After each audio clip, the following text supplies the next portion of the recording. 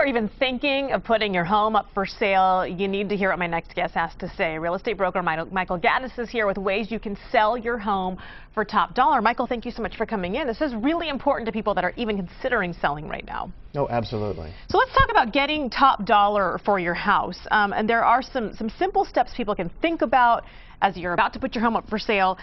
They really need to be reasonable with their expectations and make sure that they have a real estate agent that's aggressive but yet reasonable at the same time. Is that right? Oh, and definitely. I think a lot of times people will listen to real estate agents who kind of set higher expectations than are what are realistic. So it's really important to keep what you think you're pricing your house accordingly. Yeah, because if you think that your home is worth $750,000, but the neighbor's house just sold for $500,000, you may be in for a reality check when it comes time to the offers that are coming in. Oh, definitely. You know, a lot of times real estate agents will come in just to get a listing, and they'll tell you whatever you want to hear. You need to stay away from someone that's going to tell you whatever you want to hear, because eventually what they're going to do is do price drops.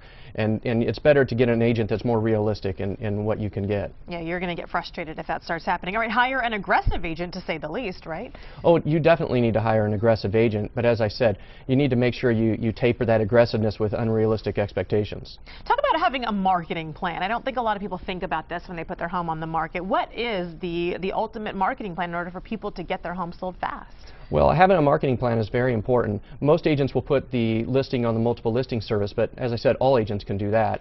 They'll have open houses, do things like that. But according to the National Association of Realtors, over 90% of buyers utilize the internet at some point during their home search. So maximizing your internet exposure is critical. Let's talk about where buyers are looking for homes these days. You said 90% of people are hopping online to look for their house. Also going to real estate agents. I think people might be surprised to find out that newspapers and magazines are not really the way people are looking for homes anymore. Those homes are gone before they're even printed sometimes. Yes, a lot of those methods are archaic. I think the statistics show that 18% of people who are looking for houses utilize home books or magazines at some point. So it almost seems silly if your agent says, I'm going to print you in the next such and such magazine.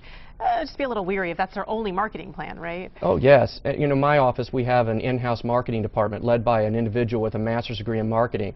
She specializes in SEO optimization, you know, internet optimization of your house. So we really focus on internet marketing in my office. Okay, let's talk about pictures. What should people know when they're getting their house prepped for either the agent to come in with their camera or even a photographer to come in to take pictures of their home? Well, I think one of the most important things that homeowners need to know is that it's really important to use professional photographers. Professional photographers can make a huge difference in how your house is viewed by prospective buyers and can entice them to come to your house. So keeping your house well kept when the photographer comes over is really important. Yeah, tidy up. I mean, I'm sure you've walked into people's houses that you didn't even bother to pick up your dirty clothes off the floor. Happens all the time. Oh, that's so frustrating. Also talk about folks being flexible. Let's just kind of talk about the current state of the market here in San Diego. What do people need to know? Well, the market right now is a little bit slow. There's not a lot of inventory. So it's not exactly the best time to sell, unless, of course, you have a house that is really well upgraded and that can kind of stand out versus the competition. Then you might have a really good chance at getting a really good buyer. When is the optimal time for people to sell in a market like this? Should they just continue to wait, but then they're facing more competition out there on the market? What do you suggest? Well, I suggest, optimally, you would wait until late spring to try to sell. However, as I mentioned, if you have a really kind of spectacular house, it now would not necessarily be a bad time. A bad time. Okay. Michael Gaddis, thank you so much. Again, if people want to get in touch with you, they kind of want to know your background at the same time. You're not just a real estate broker. What else are you good at, Michael? Well, I'm a real estate broker, an attorney, and a mortgage broker, so I'm kind of all three wrapped in one. You're a trifecta as far as expertise goes. That's all right, right. Michael, thank you so much. Hey, we put your information on the screen right there. If you want to get in touch with Michael, there's his website, michaelgaddis.com, and the phone number. You can find him on Facebook as well. Thank you so much for coming in. We certainly do appreciate your expertise on this topic.